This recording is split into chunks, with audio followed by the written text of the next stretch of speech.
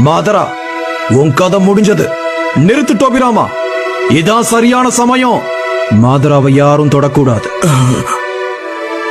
உன் கையால சாகிறது எனக்கு பெருமைதான் ஆச்சிராமா. போதும் மாதரா, நம்ம ஏன் இந்த சண்டையை இதோட முடிச்சுக்க கூடாது? ஒரு அமைதியான கிராமத்தை உருவாக்குவோங்கிற நம்மளோட சத்தியம் உனக்கு ஞாபகம் இருக்கா? ஒரு அமைதியான கிராமத்தை நாம இங்க உருவாக்குவோம். அப்படி மட்டும் நடந்தா என் தம்பி எந்த பிரச்சனையும் இல்லாம பாதுகாக்க முடியும். இதுக்கு மேலேயும் என்னால உங்களை நம்ப முடியாது.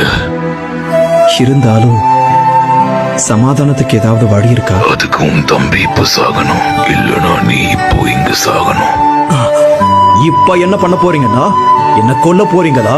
ரொம்ப நன்றி மாதரா, உன்னோட இரக்கமான மனசு எனக்கு இதுல இருந்தே நல்லா புரியுது. ஒரு தம்பி இழந்த அண்ணனோட வழி எப்படி இருக்கும்னு அவனுக்கு நல்லாவே தெரியும். நான் போனதுக்கு அப்புறம் நீங்க யாரும் மாதராவை கொல்லக்கூடாது. இனி செஞ்சுவும்